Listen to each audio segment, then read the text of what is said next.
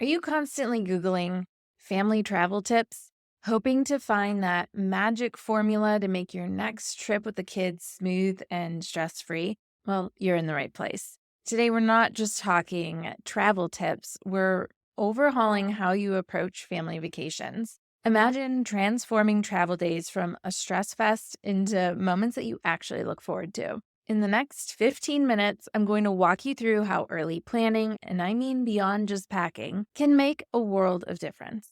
We'll dive into how making travel prep a family affair can shift your experience from overwhelming to enjoyable. And the unpredictability of what's going to happen when you're traveling with your kids, I've got you covered with practical real world strategies to handle everything from sudden snack attacks to emotional meltdowns. Stick around because you're about to discover how your next family adventure can be more about creating memories and less about managing mishaps. If that's what you need more of in your life today, you're in the right place. Let's simplify things together. I'm Erin Christopoulos, a mother of two and teacher turned mom strategist who puts the pieces of mom life together so you don't have to. I get that you're short on time and don't have the capacity to figure out everything on your own, which is why I'm here to help you get clear on where to put your focus while protecting your time and energy so you can actually enjoy these years with your little ones. I'm ditching the overwhelming and unrealistic one-size-fits-all tactics and replacing them with an approach that's practical and personal. Because I believe your family is one of a kind with its own qualities and values that deserve an adaptable approach, offering support and encouragement where you need it most. From honest conversations and mindset shifts to practical tips and sustainable strategies, consider this your customizable guide to mom life. With the tools and resources you need at your fingertips, you'll finally have the confidence and clarity you need to bring more intention and ease to everyday life so that you and your family thrive. This is the Mom Life Handbook.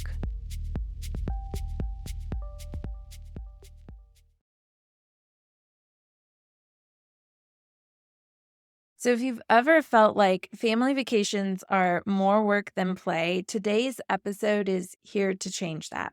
We're going to explore practical, straightforward ways to make your family travel days not just bearable, but genuinely enjoyable. These are some of my go-to strategies that I've been using for years, and I'm confident that if they work for me, they'll work for you too. So if you're ready to turn these travel troubles into triumphs, let's get started. Now, the first thing that I think too many of us do without even realizing it is assume that the prep for our vacation is going to be something quick and easy. It's not going to take as much time. So we put it off until the last minute because we're always trying to focus on what's most important now and in the moment. But that often sets us up for a little more hassle and frustration than it's worth. You're right that planning for a family vacation does not have to take a lot of time and effort. So I don't think that we need to work too much in terms of strategizing how to save you the time. It's obviously going to take you an hour or two, but the logistics of getting your family out of town shouldn't take you more than an afternoon. But I do think that there are some things that you can account for when you are doing your advanced planning, including starting it sooner. Like when I'm getting my kids packed up for a vacation, we always get it done the weekend before we're departing. That way there aren't any last minute scrambles. We have time to add things to the suitcase as we remember them, and it helps just circumvent all the stress. I also recommend creating a comprehensive list ahead of time. That's something that you could do even a month out. It's not like you have to make a list and then pack right away.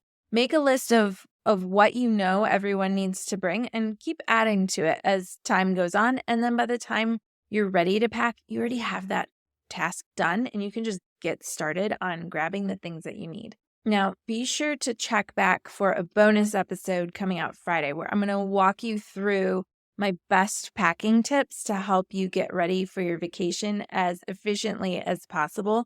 If you also would like a travel prep guide that includes just a timeline of when could you start prepping for your trip in order to avoid feeling overwhelmed or stressed or hurried, go to momlifehandbook.com/travel guide. You can download my free planning timeline. It really is something that helps bring a semblance of organization to the process so that it feels a lot easier.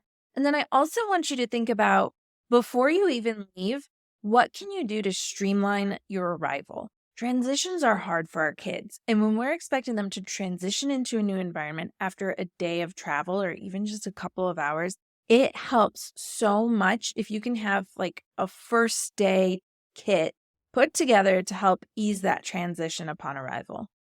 Make sure that at the top of the suitcase or in your carry-on bag, make sure it has some familiar things in it. Like if your child sleeps with a sound machine or a favorite stuffy, make sure that's in there. Surprise them with one of their favorite books or an activity they really enjoy, something that they play with a lot at home.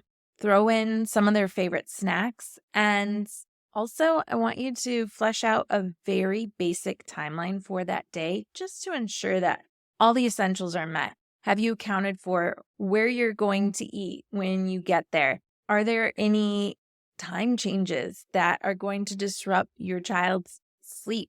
It's already so disruptive for them to try to sleep in a new environment. And then when you add on time change, it can be that much harder. So if you can just anticipate what your timeline might look like, it helps you then also know what you need to prepare for in advance. Trust me, that timeline is not going to play out perfectly. Let it be really rough. But some planning and anticipation is going to go a long way here.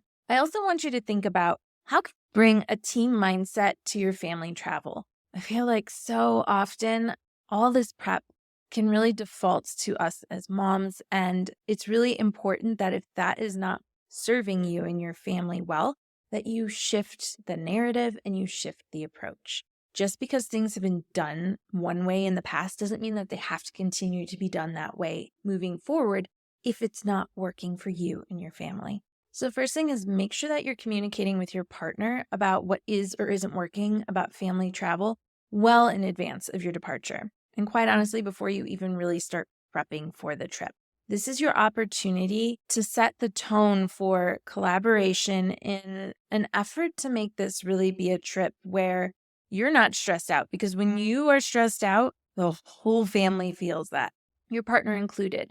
So if you can have a conversation in advance about how you want to feel and what you would like to bring to the table for your family when you're traveling together, and even get feedback from your partner on, well, what do you want the experience to be like, can help you together get really clear on the experience you want to have. And from there, it can just make it easier to then say, well, in order to have this experience for us, these were some things that are on my mind that I'm worried are going to get in the way of us having that experience together.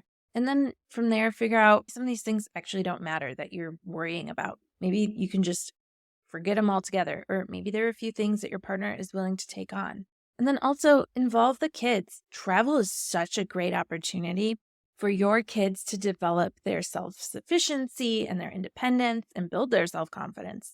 Involve them in the planning and in the packing. And also be sure to communicate with them ahead of time what they can expect. If you're flying, there's a lot of moving parts. My kids know, because we have this conversation every single time before we go into the airport and the drive there. They always get the reminder. You stay with mom and dad, you follow directions quickly, and you're responsible for your things, and no complaining. It's okay if there's a problem. Let's talk about it. But we're not complaining about it.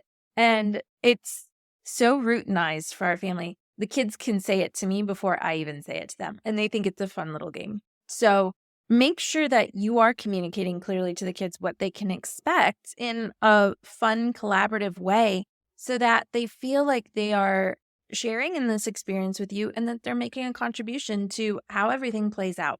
And I promise you, this is a conversation you can start having with your kids as toddlers. This is not something that is exclusive for older kids. Use this as your opportunity for family bonding and creating a spirit of shared responsibility, because it's the sum of the parts that create the experience.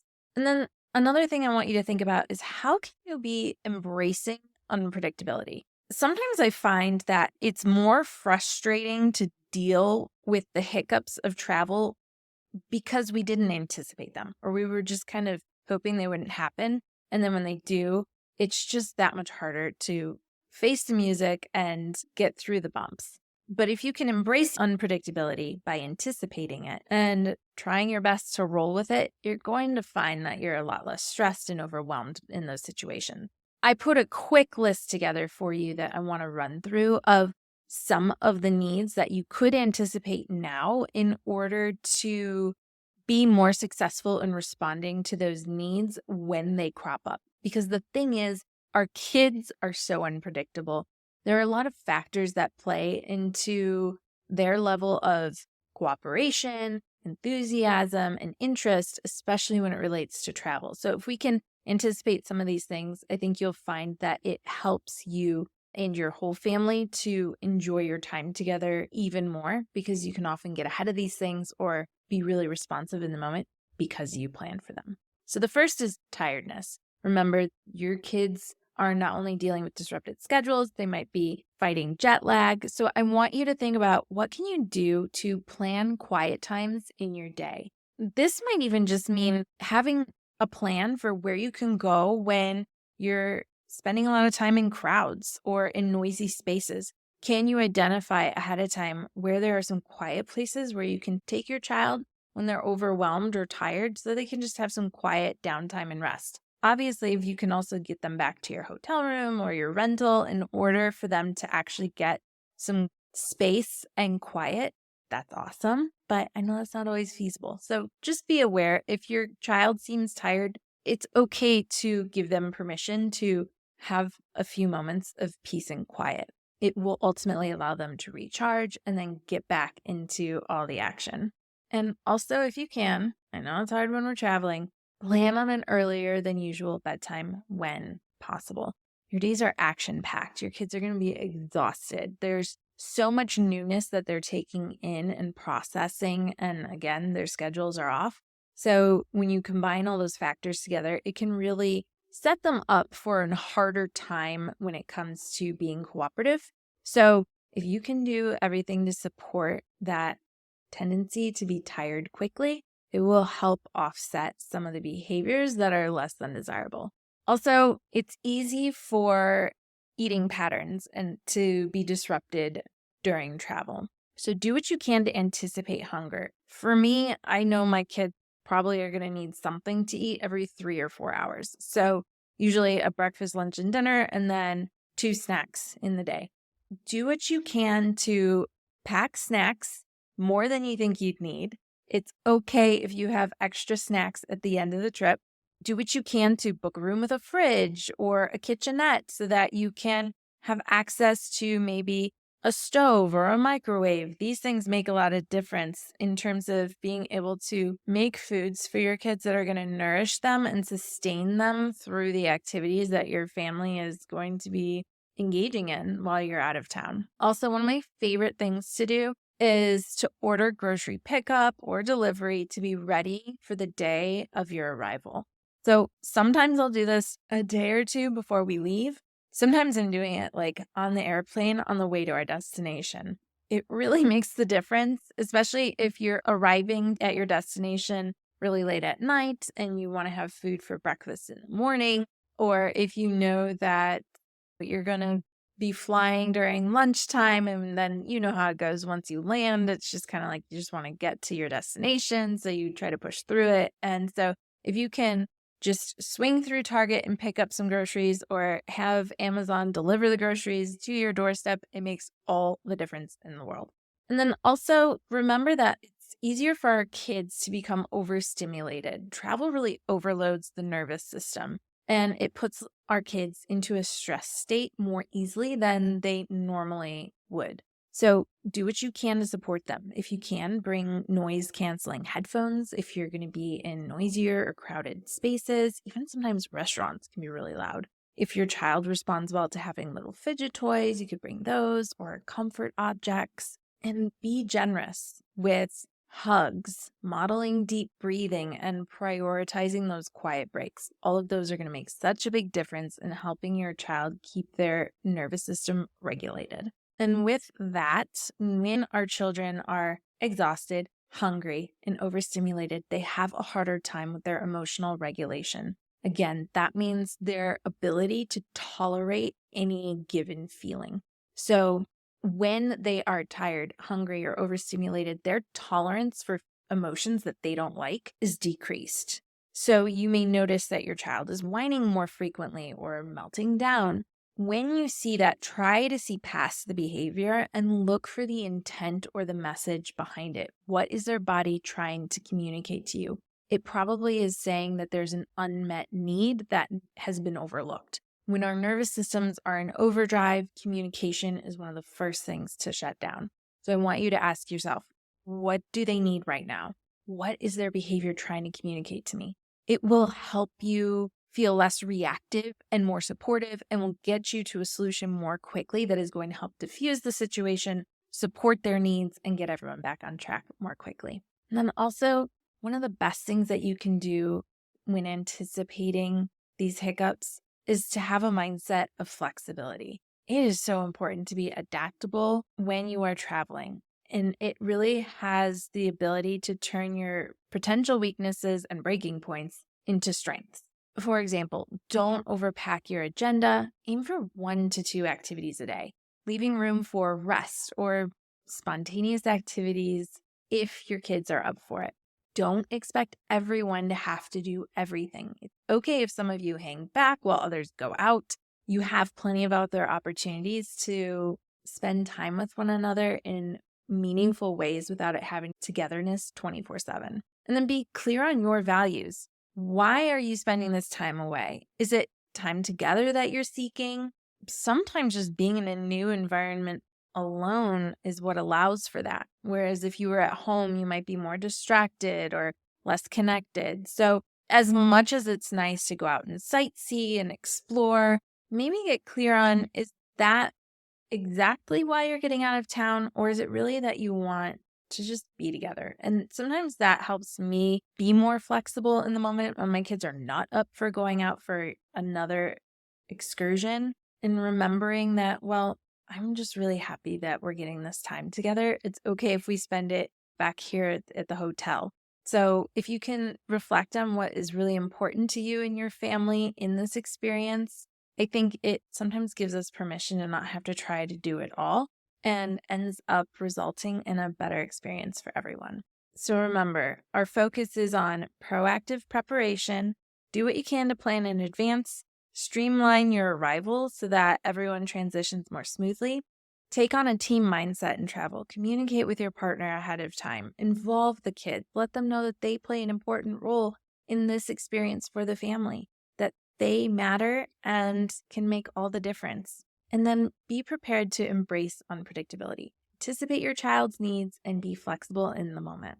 And remember, if you want that family vacation prep guide, just head to momlifehandbook.com/travel guide. It's totally free, and it's such a handy download that you will use time and again over the years. Now, if you found this episode helpful to you, I have one quick favor to ask.